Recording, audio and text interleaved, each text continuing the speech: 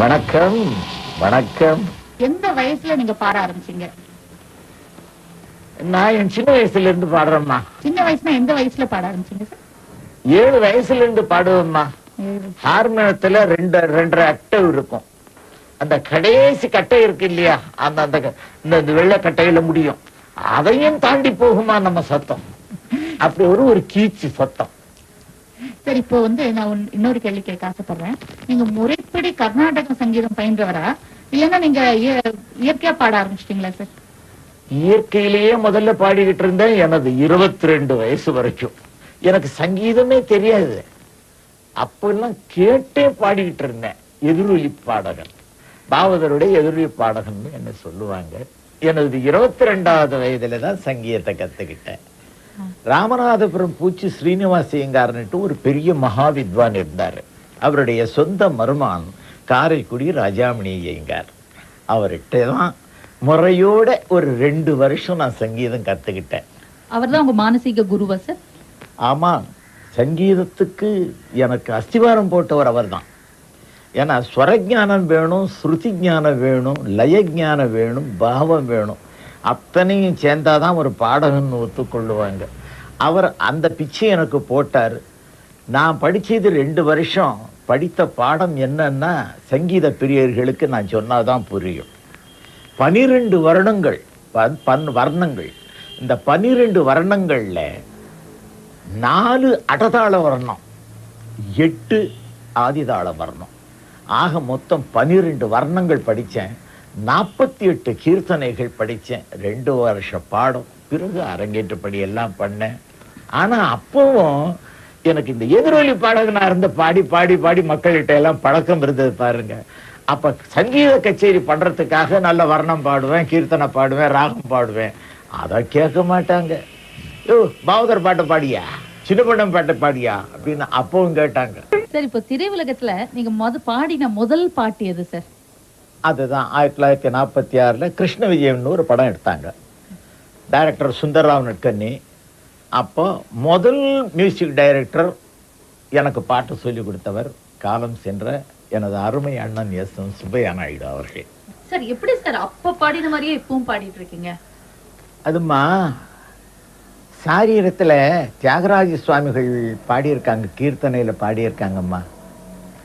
நாபி ஹிருத் கண்ட ரசன, அடிவயத்திலிருந்து வரணும் நாதம். அந்த நாதம் அங்கிருந்து கிளம்பி ஹிருதயத்தோட கலந்து கண்டத்துல நாசியோட முடியணும். அது என்ன அப்படின்னு பார்த்தா சுருக்கமா ஓம் அப்படின்னு சொல்றது. இந்த அகில உலகமே இந்த ஓம்காரத்துல தான் நடந்துகிட்டு இருக்கு. அந்த ஓம்காரத்தை எப்படி சொல்றது? வெறும் பாருங்க, அடிவயத்திலே சொல்லி பார்க்கலாம். ஓம் அசிங்கமா இருக்கு. ஹிருதயத்துல கலந்து ஓம்னு கொடுக்கிறோம். இதே இங்கே சொல்லும் போது ஓம்னு வருது. நாசில்ல வெறும் நாசில சொல்லலாம் ஓம்னு இருக்கு. அப்ப இங்கே 4ம் கலந்தா ஓ.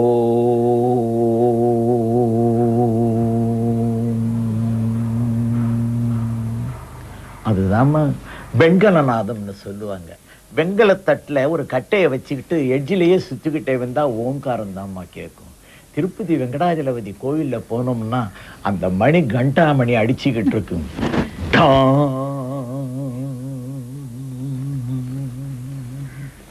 அவ்வளவு சுகம் இருக்குமா. அது மாதிரிதான் கண்டசாலா பாடுற மாதிரி கண்டாமணி மாதிரி வரணுமா நாதம். அந்த நாதம் தான் எல்லா மனசுலையும் போய் புகும். அதை நான் ஓங்காரத்திலேயே பாடி பழக்கியாச்சு. இப்ப ரொம்ப வித்வான்கள்லாம் என்ன பண்ணுவாங்க, இப்ப கர்நாடக சங்கீதம் எல்லாம் கேட்டுக்கிட்டே இருப்பீங்க.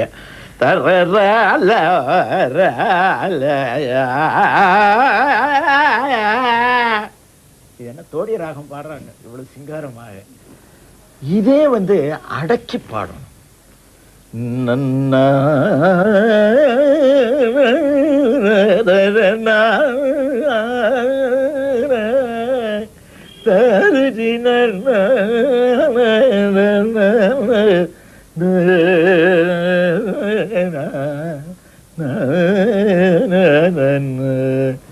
இப்ப என்ன ஆகுதுன்னு சத்தம்னா இங்கிருந்து கலந்துகிட்டு அதை அடக்கியாச்சு, ஃபில்டர் பண்ணியாச்சு சத்தத்தை. அது பேன்னு கொடுத்தாச்சு. அது அசுரகானம். அடக்கியாச்சுன்னா சுரஞானம். ஆக பாடல் தேவகானமாக இருக்க வேண்டும். அதனாலதான் அப்படி அடக்கி பாடி பாடி எனக்கு பழக்கமாயிருச்சு. அன்று முதல் இன்று வரைக்கும் இந்த குரல் மாறாம இருந்துகிட்டு இருக்கு. இருந்தது. அது எப்ப சார் ரியலா ஆரம்பிச்சது? இன்னும் இருந்துட்டு இருக்கு. அது எப்ப ஆரம்பிச்சது இந்த அலை? இந்த டிஎம்எஸ் அலை முதல்ல எனக்கு பாகவதர் அலை தான் இருந்தது. பாகவதர் மாதிரி பாடுவாரப்பா, அதனால இவரை படத்துல பாட வைக்கலாம் அப்படின்னு நினைச்சுக்கிட்டு அதே ஸ்டைல்ல தான் என்ன பாடுவாங்க. ராமநாத ஐயர்கானேங்கிறது அருமை அண்ணன், அவர் சிறந்த மியூசிக் டைரக்டர். கர்நாடகத்திலிருந்து அந்த முறை மாறாம சங்கீதம் கொடுத்துக்கிட்டு இருந்தவர். ஒரு சிந்தனை செய் மனமே அம்பிகாபதியில கேட்டா அதுல கலப்படம் இல்லாத ஒரு அசல் கல்யாணி ராகம், அது ஒரு முறையோடு அவர் கொடுத்தாரு. ஒரு வசந்தம் இல்லை போல அவருடைய என்ன அபூர்வ ஞானம். மனநிலையிலேன்னுட்டு பாகவதரை வச்சு பாட வச்சாராம். ஒரு லைன் பாடுங்களேன் சார் எங்களுக்கு. இதுமா வசந்த முல்லை போலே பாடலாமா? வசந்த முல்லை போலே அசைந்து ஆடும் பெண் புறாவே, வசந்த முல்லை போலே அசைந்து ஆடும் பெண் புறாவே, மாயமில்லாம் நான் அறிவேனே, ஓடிவா. ஓடிவான்னு ஓடி வந்துடும் சார். ரொம்ப நல்லா பாடிருக்கீங்க சார். இதை கேட்ட பெண்கள் அப்படியே மயங்கிடுவாங்களே. அதுதானே சிவாஜி எல்லாரும் மயங்கிட்டே இருந்தாங்க. சிவாஜிக்கு நீங்க உயிர் கொடுத்தீங்க. ஆமா, அது நான் சொல்ல மாட்டேன். அவர் நடிச்சதுனால எனக்கு புகழ் வந்தது. நான் ஒண்ணு சொல்றேம்மா, எம்ஜிஆருக்கும் பாடி இருக்கேன், சிவாஜிக்கும் பாடி இருக்கேன். எம்ஜிஆருக்கு நான் பாடினதுனால எனக்கு பேர் வந்தது, சிவாஜிக்கு பாடினதுனால சிவாஜிக்கு பேர் வந்தது. ஏன்னா சிவாஜி கிட்ட என்னுடைய பாட்டு அவர் பாட்டா மாறிடுச்சும்மா. எம்ஜிஆர் செஞ்ச அந்த ஒரு சலனங்கள்லாம் அந்த ஸ்டைல்கள் எல்லாம் எனக்கு பேரை கொடுத்தது. அதுதான் ரெண்டு பேரையும் நான் நினைச்சுக்கிட்டு இருக்கேன். ரெண்டு பேரையும் என்னுடைய ஹிருதயத்துல வச்சுட்டு இருக்கேன்மா. எம்ஜிஆர் சார், சிவாஜி சார் ரெண்டு பேருக்கு நீங்க பாடிருக்கீங்க. பாடும்போது ரொம்ப பாவத்தோட பாடுவீங்க. ஒரு ஆக்டிங் இருக்கும், அந்த குரல்லயே தொனிலேயே தெரியும் அந்த ஆக்டிங். அது அவங்க ஆக்டிங் இன்னும் நல்லா மிகைப்படுத்தி காண்பிக்கும். ஆமா, இது எப்படி சார் உங்களுக்கு இயற்கையா வந்ததா இல்ல பிராக்டிஸ் பண்ணுவீங்களா? அது மாதிரி பிராக்டிஸ் இல்லம்மா. என்னுடைய சாரீரத்துல கள்ள தொண்டையில பாட வராது. எவ்வளவு பேஸ்ல வந்தாலும் எவ்வளவு மேல போனாலும் நேச்சுரலான ஒரு சத்தம் இருக்கிறதுனால அதை உணர்ந்து உணர்ந்து அனுபவிச்சு பாடுறது. அப்படி இந்த பாவம்ங்கிறது எப்படி வந்தது? நாம பேசக்கூடிய மேட்டர்லயே நாம ஒன்றிட்டோம்னா அந்த பாவம் வந்துடும். ஐயா நல்லா இருக்கீங்களா? ஐயா எப்படி இருக்கீங்க? ஐயா உங்களை பார்த்தா எனக்கு மனசுக்கு ரொம்ப சந்தோஷமா இருக்கியா. இதே கொஞ்சம் வேகமா சொன்னா, ஐயா நல்லா இருக்கீங்களா? ஐயா உங்களை பார்த்தா எனக்கு ரொம்ப சந்தோஷமா இருக்கேன்னா அது மனசுல ஈர்க்கல. இது நான் சொன்னது, அப்பா எவ்வளவு சுகமா பேசுறாருப்பா இவரு அப்படின்னு சந்தோஷமா இருக்கும். நீங்க சொன்னீங்களே அசுரத்தனம் குரல்ல இருக்க மாதிரி. ஆமா, குரல் இதம் இருக்கணும்ன்றீங்க. ஆமா சார், நீங்க இப்ப சிவாஜி எம்ஜிஆருக்கு மட்டும் இல்லாத அந்த காலத்துல முத்துராமன், ஜெய்சங்கர், ரவிச்சந்திரன், நாகேஷ் அப்படி இருக்கவங்க கிட்ட கூட பாடி இருக்கீங்க. ஆனா கண்ணை மூடிட்டு கேட்கும் போது உண்மையாவே முத்துராமன் பாடுற மாதிரி இருக்கும், நாகேஷ் பாடுற மாதிரி இருக்கும். இதெல்லாம் எப்படி சார் நீங்க அவங்களோட பேசி பழகிட்டு பாடுவீங்களா? அதேதான். முதல்ல ஒரு நடிகருக்கு பாடுறதுக்கு முன்னாடி ஃபர்ஸ்ட் டைம் சிவாஜியை சந்திச்சேன். அவரை சந்திக்கிறதுக்கு தூக்கு டைம். அந்த தூக்கில நான் பாடுறதுக்காக போயிருக்கும் போது முதல்ல என்ன அந்த ப்ரொடியூசர் என்னை கான்ட்ராக்ட் பண்ணிட்டாரு. கான்ட்ராக்ட் பண்ணிட்டு ரிஹர்சலுக்காக நான் போயிருக்கும் போது, சார் ஒரு ப்ராப்ளம் சார், ஒரு பராசக்தி சிதம்பரம் ஜெயராமன் தான் அவர் பாடி இருக்காரு, அதனால அந்த புகழ் அவருக்கு இருக்கிறதுனால அவர் தான் தனக்கு பாடணும் அப்படின்ட்டு எல்லாரும் சொல்லிக்கிட்டு இருக்காங்கப்பா. சிவாஜி அவர்களுக்கும் எல்லாரும் தான் அபிப்பிராயப்படுறாங்க, அதனால இந்த ப்ராப்ளம் இருக்கு, எப்படி என்ன பண்றதுன்னு தெரியல அப்படின்ட்டு. அப்ப நான் சொன்னேன், ஏதோ பாடணும்னுட்டு என் தலையில் இருந்தா நடக்கட்டும். நான் வந்தேன், நீங்க கூப்பிட்டீங்க, எக்ரிமெண்ட் போட்டீங்க, பாடலாம்னுட்டு வந்திருக்கேன். ஆனா ஒண்ணு சொல்றேன், ஒரு ஓசியிலேயே பணம் நீங்க கொடுக்க வேணாம், ஒரு 3 பாட்டு இலவசமா பாடி கொடுக்குறேன். அந்த பாட்டை திருவாளர் சிவாஜி அவர்கள் கேட்கட்டும். கேட்டு அவருக்கு பிடித்தால் நான் பாடுறேன், இல்லைன்னா ராஷ்டிர பாஷா வரை ஹிந்தி படிச்சிருக்கேன், SSLC வரை இங்கிலீஷ் படிச்சிருக்கேன். எனக்கு புக் கீப்பிங் வந்து செகண்ட் லாங்குவேஜ். ஒரு ஆடிட்டரா கூட நான் ஒர்க் பண்ணிடுறேன், அவ்வளவு ஞானம் இருக்கு. எங்கேயாவது ஒரு உத்தியோகத்துக்கு போறோம் அப்படின்ட்டு சொன்னம்மா. அப்படி சந்திக்கக்கூடிய நேரம் பாட்டு 3 பாட்டு எடுத்தாச்சு. எடுத்த 3 பாட்டு என்ன பாட்டு? சுந்தரி சௌந்தரி நிரந்தரியே சுவி என்னும் உமையே குமரியே சுந்தரி சௌந்தரி, அந்த ஒரு பாட்டு. கண்டால் கொள்ளும் விஷமாம் கட்டழகு மங்கையரே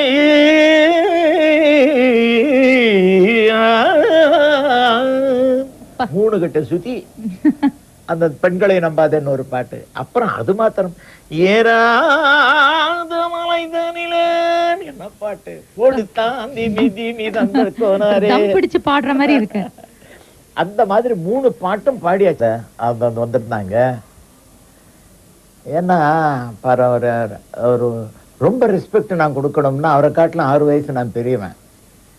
இருந்தாலும் அந்த மூர்த்தி சிறிதானாலும் கீர்த்தி பெரியதல்லவா. அதனால சிவாஜி அவர்களே வாங்க போங்கன்ட்டு தான் நான் எப்போதுமே நினைப்பேன். ஏன்னா இன்னைக்கு அகில உலகத்திலே ஒரு சிறந்த நடிகர் இருக்காருன்னா நம்ம தமிழ்நாடு செய்த தவ பையன் ஒரு சிவாஜி அவர்கள் தான். அவர்களுக்கு நான் பாடியிருக்கேங்கிற ஒரு பெருமை இருக்கே, அவருக்கு மேல நான் ரொம்ப பெருமையா நினைப்பேன். அந்த ஒரு பாக்கியத்துல நான் இருந்துகிட்டு இருக்கேன். அப்ப முத இந்த 3 பாட்டையும் அவர் என்ன நினைச்சிருக்காரு, பராசக்தி கணேசனுக்கு சிதம்பரம் ஜெயராமன் பாடணும் அப்படிங்கிற ஒரு அபிப்பிராயத்துல இருந்தாங்க. அதனால பராசக்தி ரொம்ப நல்லா ஓடிருச்சு. அது அவங்க நினைக்கிறதுல ஒன்றும் தப்பு இல்லை. இந்த குரலை கேட்டதுக்கு அப்புறம் என்ன மரியாதை வருதுன்னுட்டு நான் பார்த்துக்கிட்டே நின்றுட்டு இருந்தேன். பக்கத்துல எனது அருமை அண்ணன் ராமநாதையர் அவங்க நின்றுட்டு இருக்காங்க. முதல்ல வந்தது சுந்தரி சௌந்தரி. அவர் பாட்டுக்கு உட்கார்ந்துக்கிட்டு அப்படியே தாளம் போட்டு கேட்டாரு. பெண்களை நம்ம வந்ததுக்கு அப்புறம் கொஞ்சம் இப்படி சாஞ்சி உட்கார்ந்துருந்தவர் கொஞ்சம் நேரம் நிமிந்தாரு. அப்புறம் ஏறாத மலைதன்ல பாட்டு வந்தது. போடு தாந்தி மிதி தந்த கோனாரு. இதை வந்த உடனே அவரே தாளம் போட ஆரம்பிச்சிட்டாரு. தாளம் போட்டு ரொம்ப ரசிக்கிறாரு. பாட்டு கேட்டு முடிச்சதுக்கு அப்புறம் என்ன சாமி 6 பாடி இருக்காங்க இந்த பாட்டை அப்படின்னு கேட்டாரு. மதுரை பையன் சவுந்தரராஜன் என்னை பார்த்து என்னை கூப்பிடுறாரு. இப்ப அவர் குரல்லையே பேசுறேன். வாங்கய்யா, பக்கத்துல வாங்கய்யா, ரொம்ப நல்லா பாடி இருக்கீங்க, இந்த படத்துல பூராவும் நீங்களே பாடுங்க அப்படின்னு முதுகலை தட்டி கொடுத்தாருமா. அப்பவே ஜட்ஜ் பண்ணிட்டேன், இவருடைய குரல் எங்க இருக்கு, அடி வயிற்றுல இருந்து வருது. அத மனசுல வச்சுக்கிட்டேன். பாடும் போதெல்லாம் அடி வயிற்றுல இருந்தே பாடணும். எனக்கு குரல் வளம் இருக்கிறதுனால இந்த சாமர்த்தியம் செல்லுபடி. இந்த குரல் வளம் முருகப்பெருமான் எனக்கு கொடுத்திருக்கலன்னா இதெல்லாம் என்னுடைய சாமர்த்தியம் எல்லாம் செல்லுபடி ஆயிருக்காது. அதுக்கப்புறம்தான் தூக்குங்கிற படத்துல நான் பாடி முடிச்சதுக்கு அப்புறம் ஆழ்வார்பேட்டை பிள்ளையார் கோயில் சந்தையில 10 ரூபாய் ஒரு வாடகை கொடுத்து ஒரு ரூம்ல இருந்தேன். நான் ஒரு பழைய சைக்கிள்ல போய் சுத்திட்டு மத்தியானம் 12 மணிக்கு 6 சாப்பாடு ஹோட்டல்ல சாப்பிட்டுட்டு சுத்திக்கிட்டு இருந்தவனே அந்த தெருவுல 10 கார் வந்து நிக்குமா. அந்த தெருவுல இருக்கிறவங்க எல்லாம் யாருக்காக அந்த கார் வந்து நிக்குது? ஆமா, அந்த பச்சை சைக்கிள்ல ஒரு ஆளு போயிட்டே இருக்குமே, அதான் தூக்கில பாடி இருக்கான் சவுந்தரராஜன். அவருக்காக தான் இத்தனை கார் வந்து நிக்குது. தூக்குத்திக்கு வருவதற்கு முன்னாடி சைக்கிள்ல கம்பெனிகளுக்கு போய் அலைஞ்சுக்கிட்டு இருந்தேன். தூக்கி படம் வந்ததுக்கு அப்புறம் ப்ரொடியூசர்கள் என்னை தேடி வர ஆரம்பித்து விட்டார்கள். இந்த புண்ணியம் யாருக்கு நான் சொல்றது? அந்த ராமநாதையர் மியூசிக் போட்டாரே அவருக்கும், அந்த ப்ரொடியூசர்கள் படம் எடுத்தாங்களே அவங்களுக்கும் நான் கொடுத்த பாட்டை தன்னுடைய பாட்டாகவே மாத்தி அந்த உணர்வு பாவத்தோட திருவாளர் சிவாஜி அவர்கள் நடிச்சாங்களே, அத்தனை பெருமையும் அவருக்குத்தான் சாரும். வந்ததுன்னு ஒரு சாங் உங்களுக்கு மூச்சு விட்டுட்டே ரொம்ப ஓடி வந்த கலைப்போட பாடுவீங்க. ஆமா, அது எப்படி உங்களால பாட அப்படி முடிஞ்சது சார்? ரியலா இருந்தது. ஒரு பாட்டு பாடுறதுக்கு என்ன கூப்பிடுவாங்க, டியூன் போட்டிருப்பாங்க, எல்லாம் அவங்க எல்லாம் டிஸ்கஸ் பண்ணி எல்லாம் பாட்டு சொல்லி கொடுத்துட்டு எனக்கு பாட்டு சொல்லி கொடுக்கறதுக்காக கூப்பிடுவாங்க. நான் போய் உட்காருவேன். உட்கார்ந்த உடனே பாட்டெல்லாம் கத்துக்கிடுவேன், அந்த டியூன் எல்லாம் வாங்கிக்கிறேன். மனசுல வாங்கிட்டு உடனே அந்த கதாசிரியர்கிட்ட போய் உட்காருவேன். ஐயா இந்த பாட்டினுடைய சிச்சுவேஷன் என்ன, எதுக்காக இந்த பாட்டு எந்த இடத்துல பாடுறாங்க, அவங்க சூழ்நிலை என்ன, இதெல்லாம் கேட்பேன். அப்ப அவங்க சொல்லுவாங்க, அவருடைய தில்லவசந்த சாருடைய அசிஸ்டன்ட் ஒருத்தர் சொல்றாரு என்கிட்ட, ஐயா சிவாஜியும் சுந்தரராஜனும் சின்ன வயசுல ரொம்ப டியரஸ்ட் ஃப்ரெண்ட்ஸு, இவங்க ஒன்னாவே சுத்திக்கிட்டே இருப்பாங்க. காலம் ஓடியது மாறியது, அதுல சிவாஜி கோடீஸ்வரன் ஆயிட்டாரு, இந்த சுந்தரராஜன் கார் டிரைவர் ஆயிட்டாரு. அவர்கிட்டயே காரை ஓட்டிக்கிட்டு இருக்காரு தன்னுடைய ஃப்ரெண்டு. ஆனா அந்த சிவாஜிக்கு எப்படி என்னம்னா, மனசை விட்டு இந்த டிரைவர்கிட்ட பேச முடியலையே, பிரஸ்டீஜ் பெரிய கோடீஸ்வரன் இல்லையா, ரொம்ப சாதாரணமா டிரைவர்கிட்ட பேச முடியாது, அந்த மாதிரி நிலை இருக்கு. தான் வருந்துறாரு, எவ்வளவு பிரியமா நான் வளர்ந்துகிட்டு இருந்தேனே, சரி தனியா ஒரு நாள் போய் பேசணும் அப்படின்னு 2 பேரும் போறாங்க சார். ஒரு காட்டு பகுதியில போறாங்க, வண்டியை நிறுத்திடுறாங்க. உடனே பழைய நினைவிலேயே 2 பேரும் கையை கோத்து விட்டு ஓடுறாங்க, மணல்ல விழுகுறாங்க. அந்த காலத்துல எல்லாம் பள்ளிக்கூடத்துல படிக்கும் போது தானே மாங்காய் அடிச்சோம், தேங்காய் அடிச்சோம், டியூன் வரட்டிட்டு வரும்போது அந்த பக்கம் ஓடி காமிச்சோம், எப்படி எல்லாம் வாழ்ந்தப்பா அப்படின்னு சந்தோஷமா இருந்துகிட்டு அந்த ஓடுறதுலயே மூச்சு இறைச்சிக்கிட்டு அந்த பழைய ஞாபகம் எல்லாம் வருதுப்பா அப்படின்னு பாடுறாரு சார் அப்படின்னாங்க. பாட்டு நான் வாங்கிக்கிட்டேன். இப்ப எப்படி மூச்சு இறைச்சி பாடணுமே, அது சவுண்ட் ஆஃப் மியூசிக் இங்கிலீஷ் படம் நான் பார்த்திருந்தேன். அப்ப எனக்கு ஒரு பேராசை அந்த படத்தை பார்க்கும்போது, டயலாக் மாதிரி பேசிக்கிட்டே வரவரு போய் மியூசிக்ல கொண்டு போய் ஜாயின் பண்ணுவாங்க.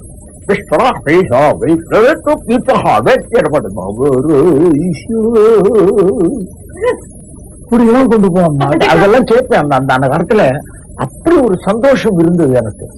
இது மாதிரி ஒரு பாட்டு பாடுறதுக்கு எனக்கு கிடைச்சா இப்படி எல்லாம் பாடலாம் நினைச்சேன். ஒரு ரியல் கலைஞனுடைய எண்ணம் இப்படிதான் இருக்கணும், அந்த மாதிரி நினைச்சுக்கிட்டு இருந்தேன். அப்புறம் விஸ்வநாதன் எனக்கு பாட்டை சொல்லி கொடுத்த உடனே, சார் டைலாக் பேசுறீங்க, பாட்டா வருது, சவுண்ட் ஆஃப் மியூசிக் தானேன்னு கேட்டுவிட்டேன். அவருக்கு உண்மை புரிஞ்சிருச்சு. ஆமாண்ணே அதேதான், இங்க வேற ஒண்ணும் இல்லை அப்படின்ட்டாரு. இந்த சிச்சுவேஷன் வாங்கிக்கிட்டா ரெக்கார்டிங் போய் நின்றுட்டோம். உள்ள ரெக்கார்டிங் ரூம்ல உட்கார்ந்துருக்காங்க, சிவாஜி அண்ணா உட்கார்ந்து இருக்காரு, டைரக்டர்கள் எல்லாம் ஃபுல்லா ஒரு ரெக்கார்டிங் ரூம்ல இருக்காங்க. நான் பாடுற ரூம்ல இருந்துகிட்டு, விஸ்வநாதன் சார் உண்டு நான் சொன்னதுக்கு அப்புறம் கொடுக்கலாம் அப்படின்ட்டு ரூம்லயே, இந்த ரெக்கார்டிங் ரூம்லயே மட்டன்னு ஓடிக்கிட்டேன். ஓட மூச்சு இறைச்சுது. மூச்சு வந்த உடனே மைக்கு கிட்ட, சார் ஸ்டார்ட் பண்ணுங்க சார் என்ன சொல்ற உடனே கொடுத்தா அப்படியே அந்த மூச்சு இறைக்கிறான் இல்லையே. நெஞ்சிலே வந்ததே நண்பனே நண்பனே, தொடர்ந்து மூச்சு நண்பனே. உடனே சிரம பரிகாரம் அதுலயே. அங்கதான் வந்துபா இந்த நான் இன்னைக்கு